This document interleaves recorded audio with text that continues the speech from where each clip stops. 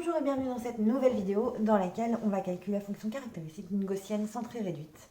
Alors, c'est pas la plus facile, hein. Si vous n'êtes pas trop à l'aise, commencez plutôt par une autre loi, une loi exponentielle par exemple, il y a une vidéo là-dessus. Si vous êtes prêts et que vous n'avez peur de rien, on y va, on prend x et on dit que x suit une loi normale centrée réduite. Et ensuite, on va prendre un u réel et définir la fonction caractéristique de x phi x au point U comme étant, vous le savez, l'espérance de EIU grand X.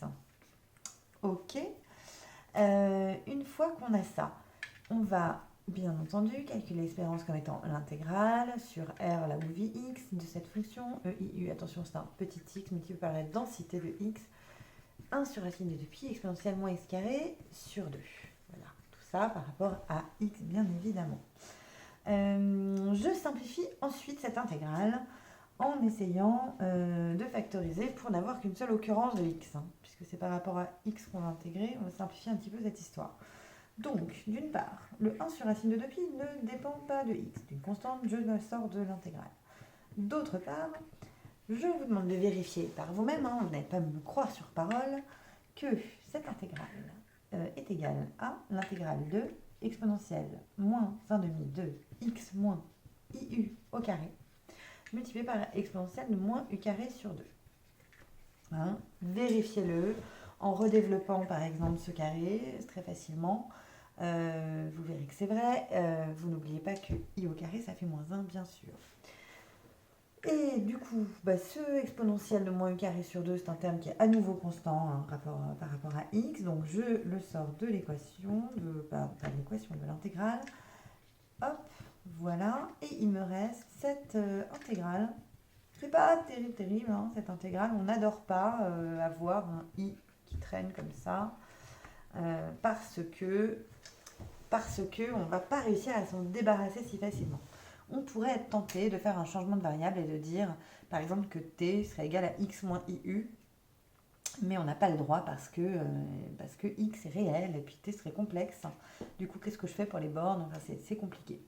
Donc, on va devoir procéder autrement, et en particulier, on va montrer que cette fonction-là, cette intégrale, hein, qui est en fait une fonction de u, que j'appelle f de u, on va montrer que cette fonction ne dépend finalement pas de u. C'est-à-dire que quelle que soit la valeur de u, elle a la fonction la même valeur.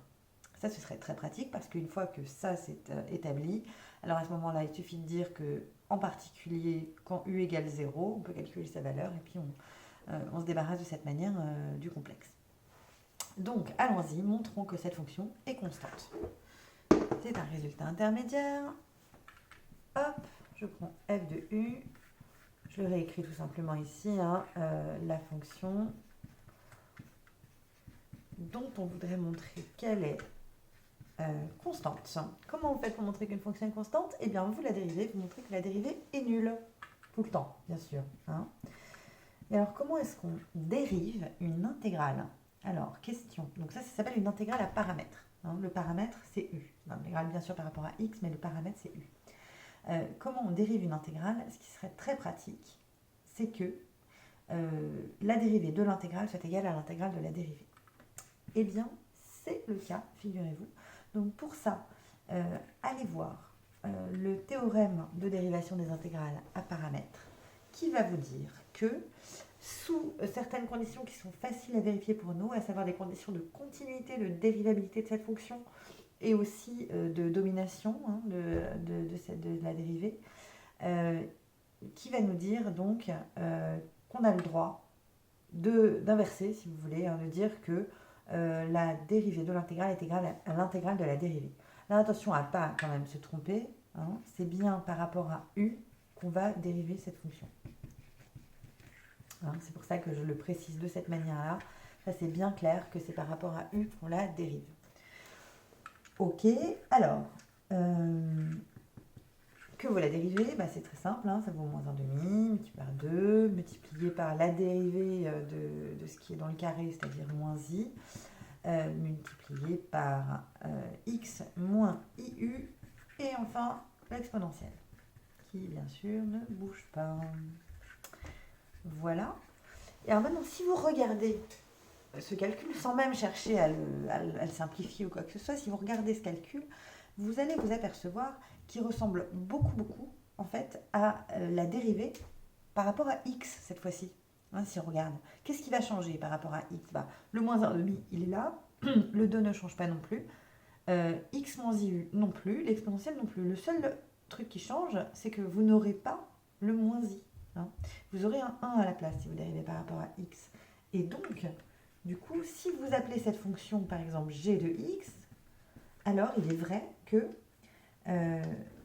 vous avez ici moins i multiplié par g' de x.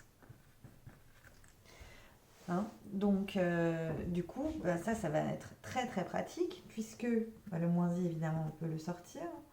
Quelle est l'intégrale de g' de x? Quelle est la primitive de g' de x? C'est g de x. Hein, donc, l'intégrale, tout simplement, ça va être g de x entre moins l'infini et plus l'infini.